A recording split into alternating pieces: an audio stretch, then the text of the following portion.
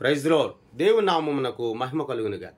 ఆశ్చర్యకరుడైన యేసయ్య నామం పేర్చ మీ అందరికీ ప్రత్యేకమైన వందనాలు తెలియజేస్తూ ఉన్నాను.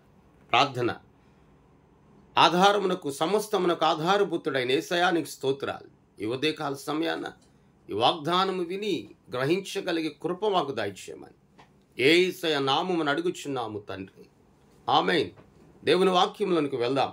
రోమపత్రిక 12వ అధ్యాయం 15వ వచనాన్ని మనం చదువుదాం. సంతోషించు వారితో సంతోషించుడి, ఏడ్చు వారితో ఏడువుడి, ఒకరితో నొకడు మనసు కలిగియుండుడి అని చెప్పి దేవుని వాక్యము సెలవిస్తుంది. 15వ వచనంలో క్లియర్గా చెప్పబడుతున్న మాట, సంతోషించు వారితో సంతోషించుడి. నేటి దినాల్లో ఈ భూలోక ప్రజలను కానీ క్రైస్తవేతరులను మనం చూసినప్పుడు సంతోషించే వారితో సంతోషించేవారు కనబడటం లేదు. ఎవరైనా సంతోషించడం వారు చూచినప్పుడు వారిని గూర్చి ఏడ్చేవారు ఎంతోమంది ఉన్నారు. దేనిని బట్టి సంతోషించాలి? మనుషుడు లోకంలో ఉన్న సమస్తమైనటువంటి మాలిన్యముతో నింపబడిన వాటన్నిటి నిమిత్తము సంతోషిస్తూ ఉన్నాడు. కానీ ప్రభులు వారు సెలవిస్తూ ఉన్నాడు, నీవు బలపరచబడడానికి, నీవు శక్తిని అందుకోవడానికి, నీవు దీవించబడడానికి కారణమై ఉన్నటువంటి దేవుని వాక్యమును పట్ల నీవు సంతోషించాలి.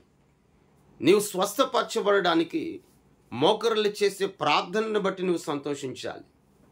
నీ కుటుంబంలో అందరూ కూడా ఒక ఉన్నతమైన భవిష్యత్తులో వారు ఉన్నారు అంటే వారి చుట్టూ కూడా దేవుని మహిమ, దేవుని కృప ఆవరింపబడి ఉంది. అందుని బట్టి నువ్వు సంతోషించాలి. నేటి దినమందు దావీదు అంటాడు కదా, ఒకరు గుర్రములు బట్టి, కొందరు రథములు బట్టి అతిశయిస్తారు, కానీ మనమైతే దేవుని కృపను బట్టి అతిశయిస్తాం. నిజమే కదా?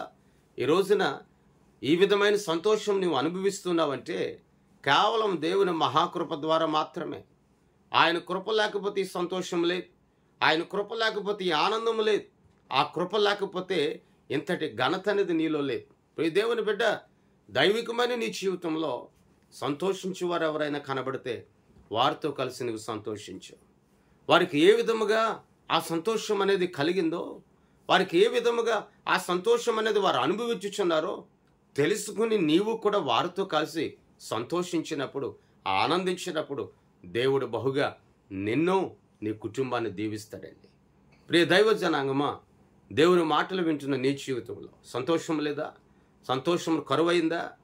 సంతోషించి చాలా సంవత్సరాలు గడిచిపోయిందా? అయితే లోకంను విడిచిపెట్టు, లోక సంబంధమైన క్రియలను విడిచిపెట్టు, దేవుని యొద్దకు రా, దేవుని సన్నిధిలో మోకరిల్లు, ఆయనపై ఆధారపడు.